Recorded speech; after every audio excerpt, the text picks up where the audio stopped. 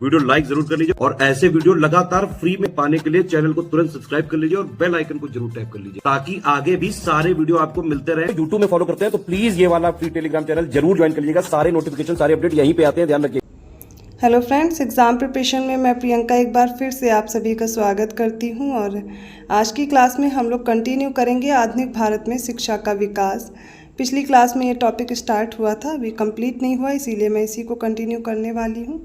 अभी हम लोग आधुनिक भारत का इतिहास पढ़ रहे हैं। इससे पहले इंडियन ज्योग्राफी मैंने कंप्लीट कराई हुई है। अगर आप न्यू हैं चैनल पर तो प्लेलिस्ट बनी हुई है चैनल पर, आप विज़िट कीजिए। आपके प्रिपरेशन के पॉइंट ऑफ व्यू से बहुत इंपॉर्टेंट साबित होगी ये सीरीज़, जिसमें डेली हम लोग सब्जेक्ट वाइज सीरीज़ लेकर के चल रहे हैं और उसी में डेली एक टॉपिक कवर हो रहा है। तो अगर आप चाहते हैं अपनी प्रिपरेशन को और बेहतर बनाना तो प्लेलिस्ट में ऐड की गई सारी क्लासेस को पढ़ते रहिए, रिवाइज करते रहिए। इसके अलावा आपको इसकी PDF चाहिए या अदर कोई कोर्स ज्वाइन करना चाहते हैं और चाहते हैं कम समय में बेहतर तैयारी के साथ सिलेक्शन ले सकें तो स्टडी फॉर सिविल सर्विसेज का ऐप डाउनलोड कर लीजिए गूगल प्ले स्टोर से। सारे कोर्सेज आपको मिल जाएंगे, वहाँ पर जानकारी भी दी गई है। तो जो भी कोर्स आप परचेज़ करते हैं ज्ञान सर कूपन कोड अप्लाई कर दीजिएगा तो 20% का डिस्काउंट भी तुरंत मिल जाएगा। या कोई और जानकारी लेना चाहते हैं तो डिस्क्रिप्शन बॉक्स में नंबर मैंने मेंशन कर दिया, आप कॉल या मैसेज करके जानकारी ले लीजिए। तो ये हो गई आपके कोर्स से रिलेटेड जानकारी। चलिए आज की क्लास स्टार्ट करते हैं। तो आज की क्लास कंटिन्यू करते हुए हम लोग इम्पॉर्टेंट फैक्ट्स देखने वाले हैं, क्योंकि पिछली क्लास में एक लिस्ट के फॉर्म में ज़रूरी जो बातें थी इससे इस टॉपिक से रिलेटेड वो मैंने डिस्कस कर ली थी। तो सबसे पहला पॉइंट है, भारतीय राष्ट्रीय कांग्रेस ने 1896 में अपने कलकत्ता अधिवेशन में आधिकारिक तौर पर बहिर्गमन के सिद्धांत को स्वीकार किया था और उस समय कांग्रेस ने घोषणा भी की कि देश में जो पड़ने वाले अकाल हैं और लोगों की जो निर्धनता है इसका प्रमुख कारण ये है कि 100 वर्षों से लगातार धन का बहिर्गमन होता चला आ रहा है। सर सैयद अहमद खां ब्रिटिश शासन के प्रति वफादार थे और वे मुस्लिम समाज का विकास चाहते थे कि वे भारत में है और आंग्ल सत्ता बनी रहेगी, तभी ये मानते थे कि मुस्लिम समाज का विकास हो सकता है। अखिल भारतीय मजदूर संघ कांग्रेस का गठन 1920 ईस्वी में किया गया। कांग्रेस कार्य समिति ने 1950 ईस्वी में जमींदारी उन्मूलन की संस्तुति करने वाला एक प्रस्ताव अंगीकृत किया। इसके अलावा रिफॉर्म इंक्वायरी कमेटी की जो नियुक्ति है वो 1924 में की गई थी। प्लासी के युद्ध के बाद मीर जाफ़र का पुत्र था मीरान, इसने मोहम्मद बेग द्वारा सिराजुद्दौला की हत्या करवा दी थी। स्टार ऑफ इंडिया यूरोपीय और भारतीय दोनों के लिए नाइटहुड की और गैर आनुवंशिक उपाधि को देते थे। 1861 में इन्होंने इसको प्रदान करना शुरू किया था। रावलपिंडी में महिलाओं के लिए पहले विश्वविद्यालय की स्थापना हुई थी 1856 में, डेट याद रखिएगा, स्थान है रावलपिंडी। 1886 में लाला हंसराज ने लाहौर में दयानंद एंग्लो वैदिक अर्थात DAV कॉलेज की स्थापना की थी। विश्व भारती विश्वविद्यालय की स्थापना 1921 में हुई थी। कहाँ पर हुई तो कोलकाता में, और रविन्द्रनाथ टैगोर द्वारा इसकी स्थापना की गई थी। तो लाला हंसराज ने लाहौर में की थी DAV कॉलेज की 1886 में और विश्व भारती विश्वविद्यालय की स्थापना रविन्द्रनाथ टैगोर ने की थी 1921 में। भारत में स्त्रियों की शिक्षा की अनुमति गवर्नर जनरल लॉर्ड डलहौजी ने दी थी। बंकिम चंद्र चटर्जी का उपन्यास था आनंद मठ, इसको बंगाल का बाइबिल कहा जाता है। दोनों फैक्ट अलग अलग हैं, फिलहाल इनको याद रखना है। समाचार पत्र सहचर ने यह विचार व्यक्त किया था कि भारत में रेल का जो विकास है ये एक हथकड़ी है। उर्दू भाषा में प्रकाशित प्रथम समाचार पत्र था फौजिए अखबार। आधुनिक भारत में शिक्षा का जो विस्तार रहा और संवैधानिक विकास कैसे कैसे हुआ, अब इनसे ज़रूरी जो वन लाइनर फैक्ट है वो एक साथ हम लोग देखने वाले हैं। गवर्नमेंट ऑफ इंडिया एक्ट 1919 के द्वारा सिविल सेवा में बहाली की परीक्षा को इंग्लैंड के साथ साथ भारत में भी कराना सुनिश्चित किया गया। भारतीय राष्ट्रीय कांग्रेस का जो स्थापना वर्ष है 1885, इसके साथ ही सिविल सेवाओं में प्रवेश संबंधी आयु को बढ़ाने के लिए सिविल सेवा प्रवेश परीक्षा इंग्लैंड के साथ साथ भारत में कराए जाने पर इन्होंने जोर दिया। इसके बाद 1886 में एचिसन आयोग का गठन किया गया और इस आयोग ने सिफारिश की थी कि परीक्षा में जो बैठने की अधिकतम आयु है वो 23 साल कर दी और इस आयोग ने इस बात का विरोध किया था कि इंग्लैंड के साथ भारत में परीक्षा कराई जाए। फिर 1918 में भारतीय प्रशासन को सुधारने के लिए मॉन्टेग्यू चेम्सफोर्ड रिपोर्ट पेश की जाती है और ये रिपोर्ट सुझाव देती है कि सिविल सेवा की जो परीक्षा है वो भारत और इंग्लैंड एक साथ कराई जाए, दोनों जगह कराई जाए। अब इसके बाद गवर्नमेंट ऑफ इंडिया एक्ट आता है 1919 का, जिसके तहत बताया गया कि सिविल सेवाओं को इंग्लैंड के साथ साथ में भारत में भी कराया जाएगा। और ऐसा पहली बार हुआ 1922 में इंग्लैंड के साथ इलाहाबाद में, भारत में जो इलाहाबाद जगह है, इसमें परीक्षा का आयोजन किया गया। और बाद में 1923 में लॉर्ड ली की अध्यक्षता में प्रशासनिक सुधारों के लिए ली आयोग का गठन किया गया। 1855 ईस्वी का सहारनपुर कानून राजस्व से संबंधित था और 1819 ईस्वी में हॉर्ट मैकेंजी के द्वारा महालवाड़ी व्यवस्था का सूत्रपात किया गया था। अब ये व्यवस्था लागू कहाँ कहाँ पर की गई, तो मध्य प्रांत, संयुक्त प्रांत, पंजाब, इन क्षेत्रों में व्यवस्थित रूप से लागू थी और इसके अंतर्गत ब्रिटिश भारत की 33% भूमि आती थी।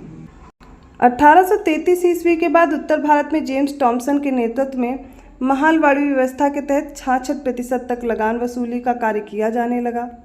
आगे चलकर सहारनपुर नियम 1866 आया। इसे संशोधित करके रेवेन्यू को कितना किया गया, 50%। कारखाना अधिनियम भी जान लीजिए, ये 1881 में आया गवर्नर जनरल लॉर्ड रिपन के समय पर।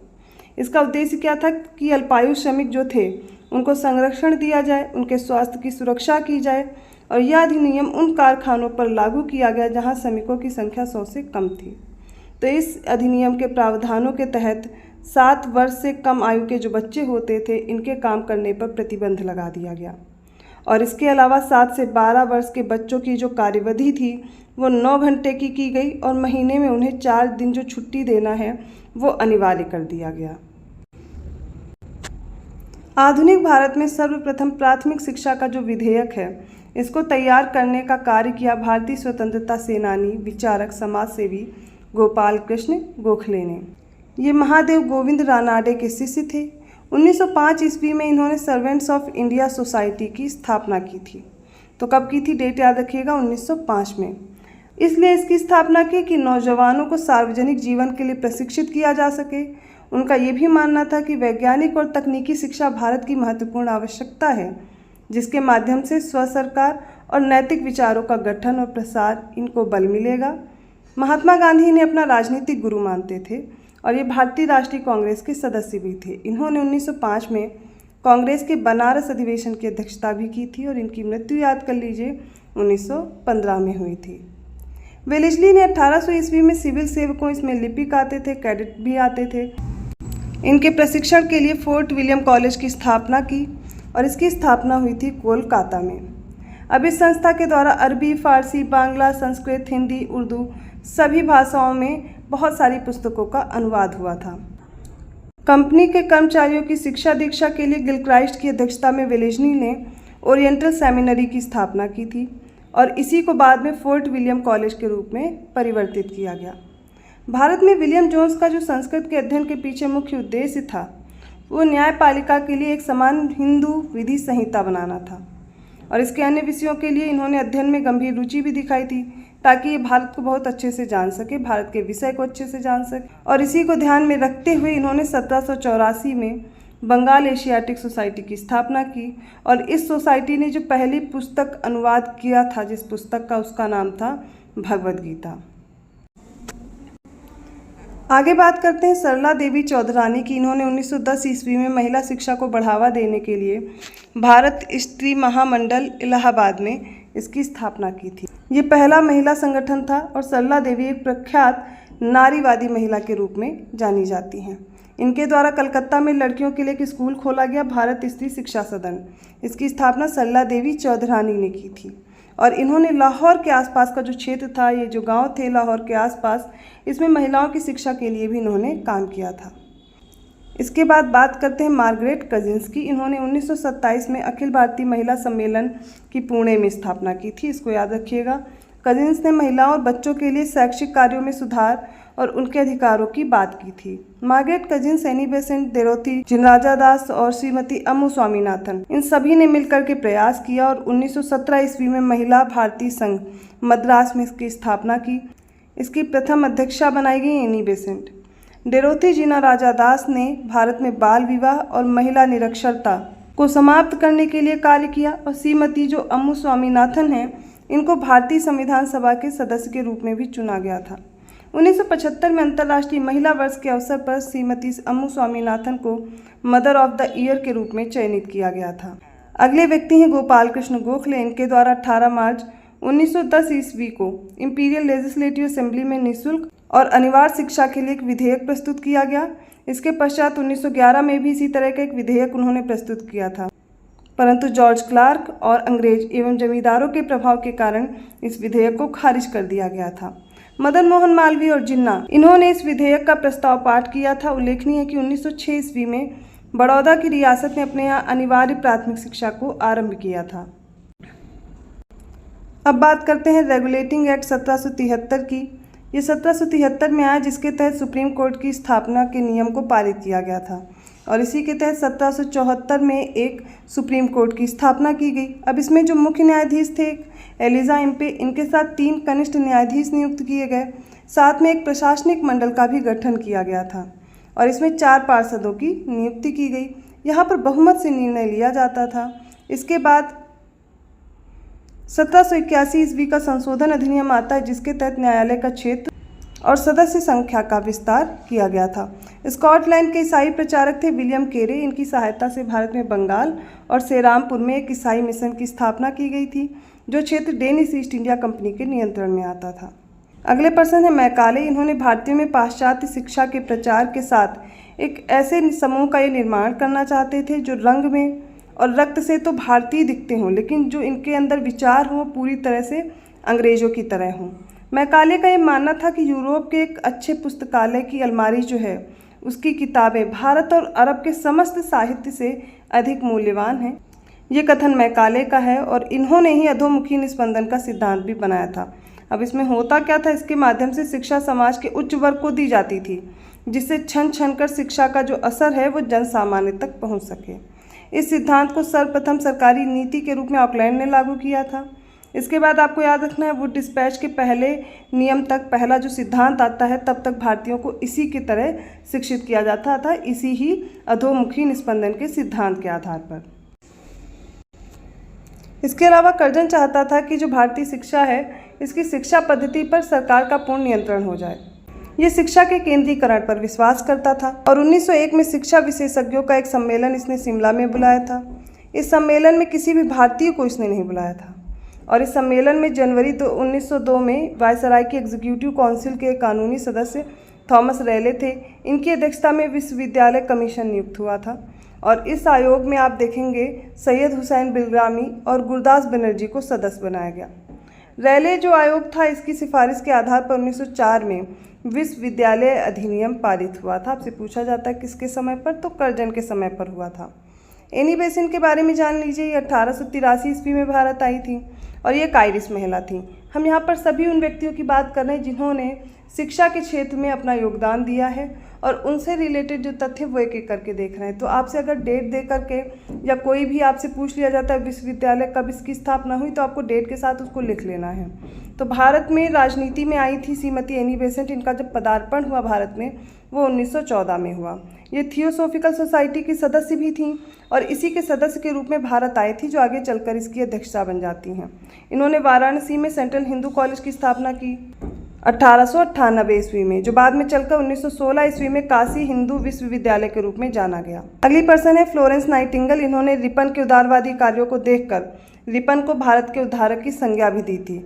उसने रिपन के काल को भारत में स्वर्ण युग का आरंभ माना है और उसे सज्जन रिपन के नाम से भी इन्होंने स्मरण किया है।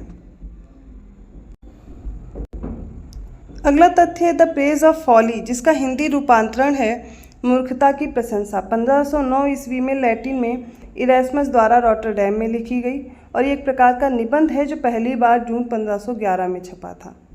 1905 के स्वदेशी आंदोलन में भारतीय छात्रों ने पाश्चात्य शिक्षा का विरोध भी किया था और तत्कालीन बंगाल के जो सचिव थे कार्लाइल, इन्होंने 22 अक्टूबर 1905 को कार्लाइल सर्कुलर को प्रेषित किया था। अब ये कार्लाइल सर्कुलर क्या था, अगर आपसे पूछा जाए तो आप बताएंगे इसके तहत किसी विरोध में शामिल लोगों को सरकारी शिक्षण संस्थानों में प्रवेश नहीं मिलेगा, ऐसा इन्होंने बताया था। भारत के आर्थिक इतिहास पर जो सबसे पहली पुस्तक लिखी वो आर.सी. दत्त ने लिखी थी। सम्मति आयु अधिनियम आप सभी को मैं कई बार याद करा चुकी हूँ, 1891 में पारित हुआ था। इस अधिनियम में बताया गया कि 12 वर्ष से कम आयु की जो भी कन्याएं हैं इनका विवाह नहीं हो सकता और ये एक्ट लागू किसके समय पर हुआ, तो लैंसडाउन के शासन में पारित हुआ था। भारतीय नेताओं की मांगों को पूरा करने स्वराज पार्टी द्वारा स्वीकृत किए गए प्रस्तावों को ध्यान में रखते हुए ब्रिटिश सरकार ने 1924 में सर अलेक्जेंडर मूडीमैन की अध्यक्षता में एक समिति का गठन किया था और इस समिति को बोला जाता था मूडीमैन समिति या फिर रिफॉर्म इंक्वायरी कमेटी के नाम से जाना जाता था। इस समिति में ब्रिटिश प्रतिनिधियों के अतिरिक्त 4 भारतीय सदस्य भी थे। इन 4 भारतीय सदस्यों में सर शिवा स्वामी अय्यर थे, डॉक्टर R.P. परांजपे थे, सर तेज बहादुर सप्रू थे, मोहम्मद अली जिन्ना भी थे। इस समिति का जो मुख्य कार्य था वो भारतीय परिषद अधिनियम जो 1919 है इसके तहत 1921 में स्थापित संविधान और द्वैत शासन प्रणाली के कामकाज की समीक्षा करना था। इस समिति ने अपना प्रतिवेदन कब दिया तो 1925 में प्रस्तुत किया था। इसके अलावा जवाहरलाल नेहरू ने गवर्नमेंट ऑफ इंडिया एक्ट को जो कि 1935 में आया इसे गुलामी का नया चार्टर बताया था। इसके द्वारा भारत के लिए एक संघ स्थापित करने की योजना बनाई गई थी जिसमें ब्रिटिश भारत के प्रांत और उन देसी रियासतों को शामिल करना था जो इसमें स्वेच्छा से शामिल होना चाहें। अगले हैं बाल गंगाधर जाम्भेकर। ये प्रोफेसर अलीबार के सहायक के रूप में गणित विषय एल्फिंस्टन इंस्टीट्यूट बम्बई में 1835 में भारत के पहले प्रोफेसर के रूप में नियुक्त हुए थे। नेक्स्ट है ताराबाई शिंदे। इनकी प्रसिद्ध पुस्तक है स्त्री पुरुष तुलना। इसका प्रकाशन हुआ था 1882 में। देसी भाषा समाचार पत्र अधिनियम आया था 1878 को। इसे पारित करने का श्रेय लॉर्ड लिटन को जाता है और इसके तहत सरकार ने भारतीय भाषा समाचार पत्रों को अधिक नियंत्रण में लाने का प्रयास किया और इसे राजद्रोही लेखों को दबाने के लिए उन्हें दंडित करने के लिए एक सफल अस्त्र के रूप में बनाया था। इसे एक प्रकार का गलघोटू अधिनियम भी कहा जाता है। आगे चलकर 1882 ईस्वी में रिपन ने इस अधिनियम को समाप्त कर दिया था। अगला है 1886 से 1919 ईस्वी के मध्य पटना और लाहौर उच्च न्यायालय की स्थापना की गई थी। पटना उच्च न्यायालय की स्थापना 1916 में की गई और इसकी खंडपीठ रांची थी और इलाहाबाद उच्च न्यायालय की जो खंडपीठ है वो लखनऊ में। भारत में पहली बार जो मुद्रणालय है प्रिंटिंग प्रेस है वो लाने वाले पुर्तगाली थे। 1858 का जो अधिनियम आया इससे ईस्ट इंडिया कंपनी की कब्र पर मृत्यु लेख लिखा गया था, अर्थात इसके बाद ईस्ट इंडिया कंपनी खत्म हो गई थी और सीधा नियंत्रण हो गया था ब्रिटिश क्राउन के हाथ में। विल्किंस ने जो गीता का प्रथम अनुवाद किया था इसकी जो प्रस्तावना है वो वॉरेन हेस्टिंग ने लिखी थी। विलियम बेंटिक को 1828 में लॉर्ड एमहर्स्ट का उत्तराधिकारी नियुक्त किया गया और बेंटिक एक कट्टर उदारवादी था और वह उन्हीं आदर्शों से प्रेरित था जिससे इंग्लैंड में सुधारों के युग का सूत्रपात हुआ था। लॉर्ड मैकाले की बात की जाए तो प्रशंसात्मक शब्दों में जो कलकत्ता में उसकी प्रतिमा पर खुदे हैं, इसने कहा बेंटिक ने प्राच्य स्वेच्छाचारिता में अंग्रेजी स्वतंत्रता की भावना को भर दिया है। तो आज जो इम्पोर्टेंट फैक्ट्स हमने देखा है आधुनिक भारत का शिक्षा में विकास और इसके साथ साथ जो संवैधानिक विकास है। पहले ही हम लोग लिस्ट के फॉर्म में शिक्षा का विकास देख चुके थे, लेकिन हर टॉपिक के बाद हम लोग कुछ वन लाइनर फैक्ट्स भी कवर करते हैं। तो जो इम्पोर्टेंट फैक्ट्स हैं वो आपको एक पास दिख गए हैं। इनसे प्रश्न पूछे जा चुके हैं या फिर आगे प्रश्न बनने की संभावना भी है। तो अच्छे से प्रयास कीजिए इन्हें लर्न करने का। 1-2 बार वीडियो रिपीट कीजिए क्योंकि एक बार में तो ये चीज़ें नहीं याद हो सकती। याद करने के लिए आपको वीडियो 2-4 बार रिपीट करना है। शॉर्ट नोट्स प्रिपेयर करिए। जो डेट नहीं याद हो रही हैं उन्हें बार बार रिवाइज कीजिए, याद होने लगेगा। इसकी आपको PDF चाहिए या इन क्लासेस को और डिटेल में पढ़ना है, इन सभी सब्जेक्ट की क्लासेस अगर आपको एक साथ चाहिए तो आप गूगल प्ले स्टोर पर जाकर के स्टडी फॉर सिविल सर्विसेज के ऐप को डाउनलोड करके कोर्स परचेज कर सकते हैं। ज्ञान सर कूपन कोड अप्लाई करेंगे 20% का आपको तुरंत डिस्काउंट भी मिल जाएगा। इसके अलावा अगर आपको वीडियो अच्छा लगा तो प्लीज़ लाइक कीजिए, चैनल को सब्सक्राइब कीजिए और लोगों को शेयर करते रहिए। ऐसे ही नए टॉपिक के साथ मैं आती हूँ अगली क्लास में। तब तक के लिए धन्यवाद।